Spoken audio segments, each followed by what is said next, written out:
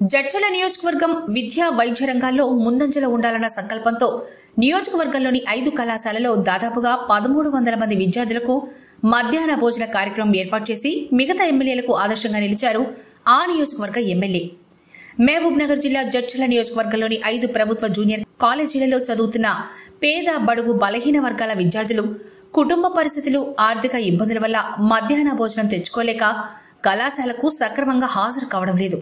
ఈ విషయాన్ని గుర్తించిన జడ్చల ఎమ్మెల్యే జనంపల్లి అనిరుద్ధరెడ్డి నియోజకవర్గంలోని 5 కాలేజీల్లో చదువుతున్న సుమారు 1300 మంది విద్యార్థుల ఆకలి తీర్చడం కొరకు నేడు జడ్చల నియోజకవర్గంలోని 5 జూనియర్ కళాశాలలో ఎమ్మెల్యే తన సొంత నిధులతో మధ్యాహ్న భోజన కార్యక్రమాన్ని ప్రారంభించారు. ఈ సందర్భంగా విద్యార్థులకు భోజనం వడ్డించి వారితో కలిసి భోజనం చేశారు.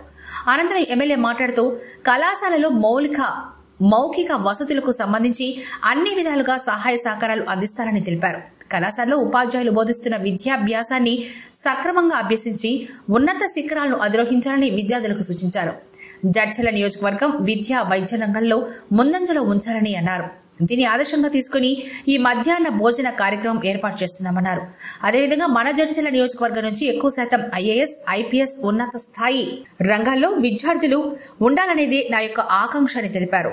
కళాశాల మధ్యాహ్న భోజనం కార్యక్రమం పట్ల కళాశాల అధ్యాపకులు, విద్యార్థులు హర్షం వ్యక్తం చేశారు. జడ్చల నియోజకవర్గంలో 5 జూనియర్ కాలేజీలలో అందరికీ మధ్యాహ్నం మిడ్ డే మీల్స్ ప్రారంభించడము. జూనియర్ కాలేజీలలో పాపం ఇంటర్ ఎగ్జామ్స్ ఇప్పుడు 3 నెలలు ఉన్నది. పిల్లలకు పాపం చాలా ఇబ్బందిగా ఉంది. వాళ్ళ తల్లిదండ్రులు కష్టపడి కూళ్ళు చేసుకొని వాళ్ళకి మధ్యాహ్నం భోజనం కూడా వాళ్ళకి పెట్టలేకపోతున్నారు. అటెండెన్స్ కూడా కొన్ని కాలేజీలలో 50-60% ఉన్నాయి. కాబట్టి వాళ్ళకి భోజనాలు మిడ్ డే మీల్స్ నా సొంతంగా వాళ్ళకి ఈ రోజు నుంచి 3 నెలలు వాళ్ళకి ఎగ్జామ్స్ అయిపోయే వరకు వాళ్ళకి పెట్టడం జరుగుతుంది.